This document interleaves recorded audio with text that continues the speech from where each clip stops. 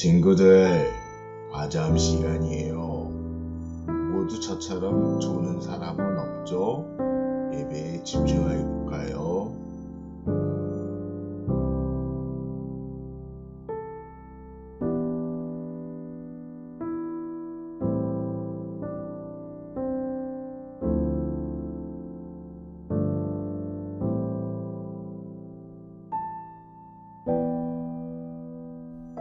아빠, 기도해 주세요.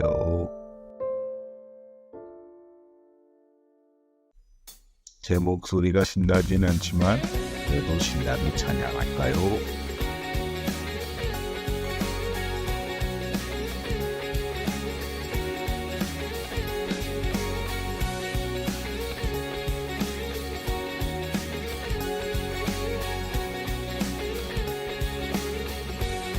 우리 주를 만나고 새로운 삶을 시작했네. 모든 것을 할 수 있을 거라고 자신감으로 가득 설레는 마음만으로 넘어지고 일어나기도 해.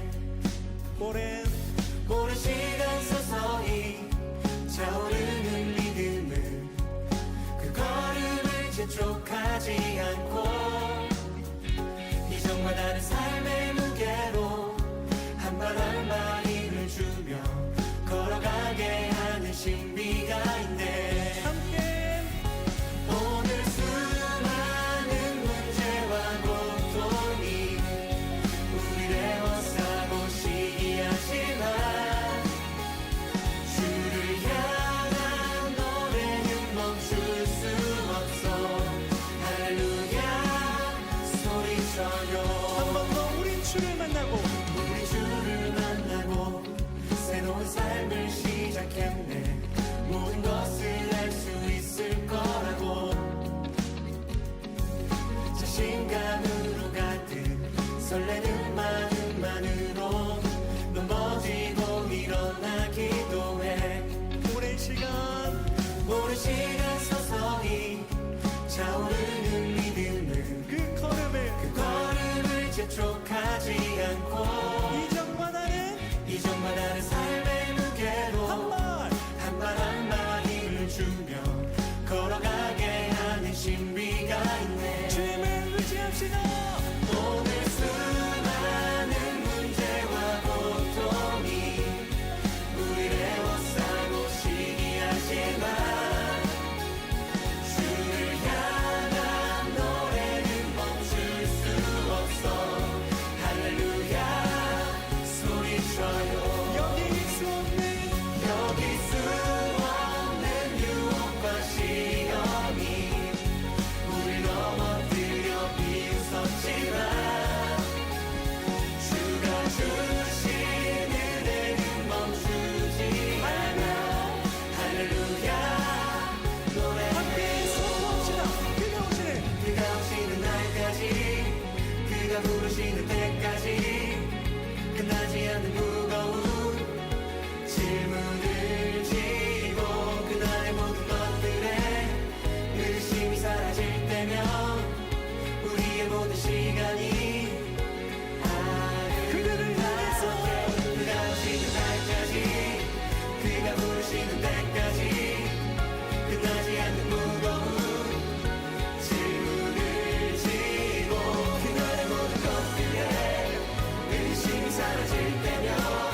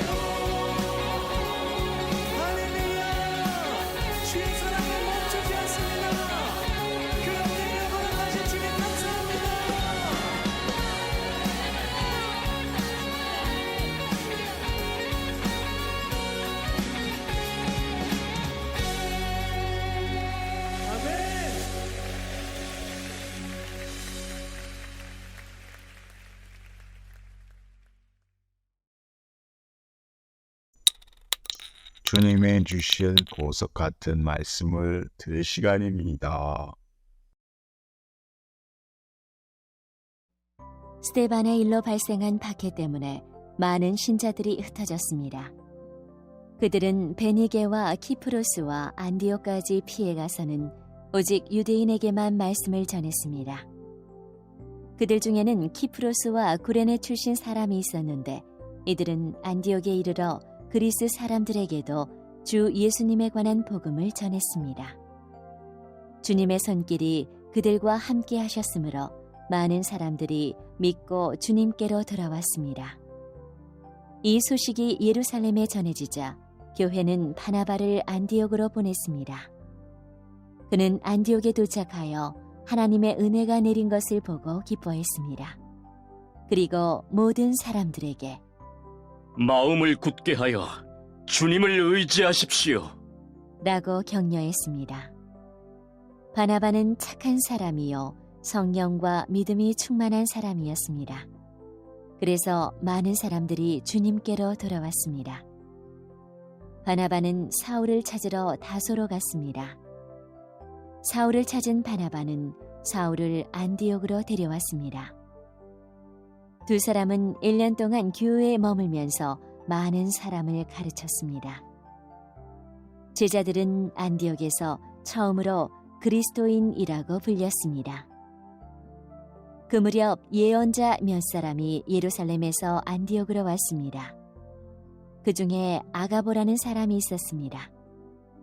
한 번은 아가보가 일어나 성령의 감동을 받아 예언하기를 온 세상에 큰 기근이 닥칠 것이라고 말했습니다. 그런데 실제로 글라우디오가 황제가 되었을 때에 기근이 발생하였습니다. 제자들은 자기 형편대로 헌금하여 유대에 사는 형제들을 돕기로 결정하였습니다. 그들은 돈을 모아서 바나바와 사울 편에 예루살렘에 있는 교회의 장로들에게 보냈습니다. 목사님, 말씀을 들을 시간이에요. 졸지 말아요. 저는 조는 거 아니에요. 사랑하는 성도 여러분, 안녕하세요. 아잠 예배로 예배하는 여러분의 가정에 하나님의 은혜와 평강이 가득 넘치시기를 주님의 이름으로 축원합니다. 오늘은 사도행전 11장 19절부터 30절의 본문을 통해서 전도의 어려움과 그 가운데 역사하시는 하나님의 도우심에 대해서 함께 나누고자 합니다. 주변에 전도하고 싶으신 분이 있으십니까? 그런데 그분을 전도하기 어려워하는 여러 가지 이유가 있을 것입니다. 기독교에 대한 부정적인 생각을 비롯해서 믿지 않을 만한 수많은 이유들이 있을 것입니다. 그것을 생각하면 그분이 과연 예수님을 믿을까? 예수님을 믿는 것은 어렵다는 생각이 자연스럽게 들게 될 것입니다. 그리고 전도를 하려는 내게도 어려움이 있을 수 있습니다. 거절당할 두려움, 그리고 사람들에 대한 무관심, 사람들의 무관심, 때로는 우리의 부족함을 느끼기도 합니다. 이처럼 전도를 하는 데는 수많은 어려움이 존재하고 그것을 실제로 우리가 느끼고 있습니다. 저도 아버지를 전도할 때 아버지가 예수님을 믿고 교회 다니는 것을 어렵다고 생각했어요. 아니, 불가능할 것 같다고 느꼈습니다. 아버지에게 진지하게 복음을 전하고 교회 다니실 것을 권유했습니다. 그때 아버지가 하시는 말씀이 너는 믿어라. 나는 유교이고 제사 때문에 안 된다라고 하셨습니다. 왜냐하면 아버지가 군함 일녀의 장남으로서 모든 제사를 전부 다 드리고 있어야만 했기 때문입니다. 실제로 저희 집은 1년에 여러 차례 제사를 드렸습니다. 그래서 제사 대신에 추도 예배로 바꾸면 되지 않느냐라고 아버지께 말씀드렸습니다. 그랬더니 그렇게 하고 싶으면 내가 죽으면 그때는 너희 마음대로 해도 좋다라고 하셨습니다. 왜냐하면 제사는 아버지에게 가정에서 지켜야 할 자신의 막중한 책임이었고 의무였기 때문입니다. 그래서 아버지는 집안의 장남으로서 의무와 책임이 있기 때문에 자신이 살아있을 때는 안 되고 자신이 죽고 나서 너희들은 좋을 대로 하라라고 말씀하셨던 것이죠. 그 말을 듣고 저는 절망감을 느꼈습니다. 아버지가 가지고 있는 신념은 제가 아무리 설득을 하고 아들로서 권유한다고 해서 바뀔 문제가 아니라고 느꼈기 때문이에요. 이처럼 우리가 전도할 때 겪는 어려움들은 다양하고요. 그리고 굉장히 불가능한 일처럼 느껴질 수도 있습니다. 그렇다면 이런 전도의 어려움 속에서 하나님은 우리에게 어떤 은혜를 베풀어 주실까요? 첫 번째는 하나님이 친히 전도를 이루어 가신다는 것입니다. 오늘 본문은 예루살렘에서 박해를 받아서 더 이상 예루살렘에서 전도를 할 수 없는 상황의 이야기입니다. 예루살렘에서 큰 박해로 인해서 전도를 할 수 없게 된 상황이 되어서 더 이상 전도가 되지 않았고 또 복음은 더 이상 전파되지 않았을까요? 그렇지 않습니다. 오히려 박해를 피해 흩어졌던 사람들에 의해서 이방 땅에 복음이 전파됩니다. 그리고 예루살렘을 넘어서 이방에도 교회가 세워지게 됩니다. 그 교회가 바로 안디옥 교회인데요. 박해로 인해서 더 이상 전도가 되지 않을 것 같은 상황이었지만 하나님이 친히 전도를 이루어 가셨기 때문에 우리들의 생각과는 정반대의 일이 일어났던 것입니다. 우리의 생각에 박해로 인해서 사람들이 다 흩어져 버리고 사람들이 두려워서 더 이상 전도를 하지 않을 것 같았어요. 그런데 오히려 하나님은 흩어진 이방 땅에서 전도를 하게 하셨고 그곳에 새로운 교회를 세우셨습니다. 왜냐하면 하나님이 전도를 친히 이루어 가셨기 때문입니다. 그래서 오늘 본문은 이렇게 기록합니다. 21절 주님의 손길이 그들과 함께 하셨으므로 많은 사람들이 믿고 주께로 돌아왔습니다. 밖으로 두려워하고 위축되었던 자들에게 주님의 손길이 함께 하셔서 나선 이방 땅에서도 복음이 전파될 수 있었습니다. 그리고 주님의 손길이 함께 하셔서 또 많은 사람들이 믿고 주님께로 돌아왔던 것이죠. 저희 아버지가 예수님을 믿고 전도되는 것은 불가능한 것처럼 보였습니다. 하지만 하나님은 저희 마음 가운데 불가능 속에서 일하시는 그 하나님을 신뢰할 수 있도록 도와주셨습니다. 그래서 끊임없이 기도하고 아버지를 권면하게 해주셨죠. 그리고 때가 되었을 때 아버지의 마음을 변화시켜 주셔서 우리 교회에서 세례까지 받을 수 있도록 인도해 주셨습니다. 하나님이 하셨다고 고백할 수밖에 없습니다. 우리가 하고자 하는 전도는 하나님이 친히 이루어 가고 계십니다. 그러니 어떤 상황과 환경 그리고 어떤 어려움이 찾아온다 할지라도 염려하지 마십시오. 평안하고 담대하십시오. 하나님이 친히 그 전도를 이루어 가시기 때문입니다. 두 번째로 하나님은 전도의 어려움 속에서 어떤 은혜를 주실까요? 하나님은 도움의 손길을 끊임없이 준비해 주신다는 것입니다. 이방에 복음이 전해지고 예수님을 믿고 주께 돌아온다는 소문이 예루살렘에 전해졌습니다. 그러자 하나님은 바나바와 바울을 예비하셔서 안디옥에서 예수님을 믿게 된 성도님들을 돕게 하십니다. 그리고 안디옥 교회가 그들을 통해서 견고하게 세워지게 되죠. 하나님이 도움의 손길을 보내지 않았다면 예수님을 믿은 사람들은 쉽게 그 믿음을 잃어버렸을지도 모릅니다. 그러나 하나님이 전도받고 믿는 사람들을 위해서 도움의 손길을 예비해 주셔서 신앙이 계속해서 성장할 수 있도록 도우셨습니다. 그런데 안디옥 교회를 도우러 갔던 사람들이 어떤 사람들이었을까요? 이들은 이방인을 그토록 싫어하던 유대인들이었습니다. 그리고 바울은 예수님을 믿는 자들을 박해하고 죽였던 사람이었습니다. 그런데 이런 사람들을 도움의 손길로 보내셔서 안디옥 교회가 건강하게 세워지게 합니다. 하나님이 준비하셔서 보내셨다라는 것을 이 두 사람을 통해서 알려주고 있는 거예요. 하나님이 사울을 변화시켜서 준비시켰고 바나바를 성령 충만케 하셔서 준비시켜 주셨습니다. 그리고 하나님이 안디옥 교회를 돕는 손길로 그들을 친히 보내셨던 것이죠. 혹시 여러분이 잘 모르고 또 전도를 못한다고 생각하고 있습니까? 걱정하지 마십시오. 하나님은 이미 여러분 곁에 도움의 손길들을 예비해 두고 계십니다. 마지막으로 하나님은 전도의 어려움 속에서 어떤 은혜를 주실까요? 그것은 하나님은 우리가 전도에 참여하면서 기쁨을 누리게 하신다는 것입니다. 하나님이 친히 전도하셨던 그 현장에 동참했던 바나바가 처음 느꼈던 것이 무엇인 줄 아십니까? 바로 기쁨입니다. 3절에는 이렇게 말씀하고 있습니다.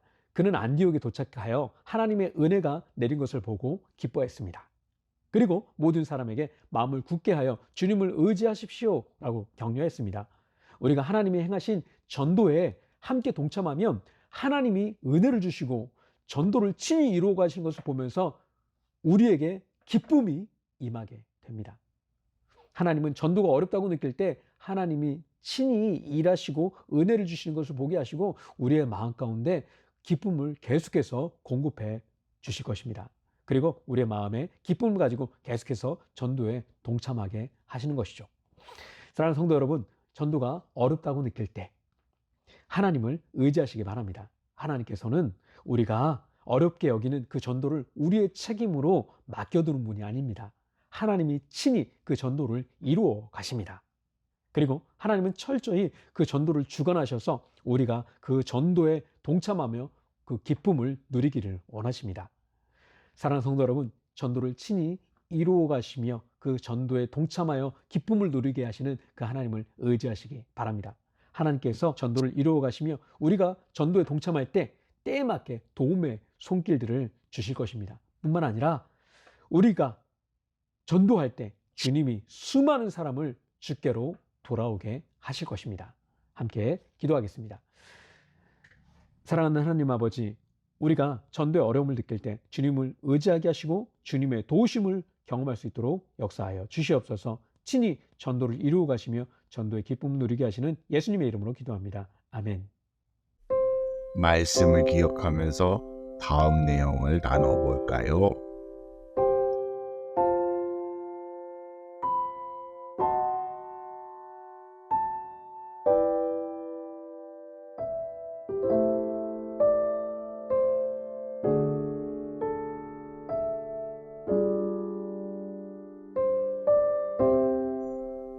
이제 주님께서 가르쳐 주신 기도로 예배를 마칠 거예요. 또박또박 정성껏 기도드려요.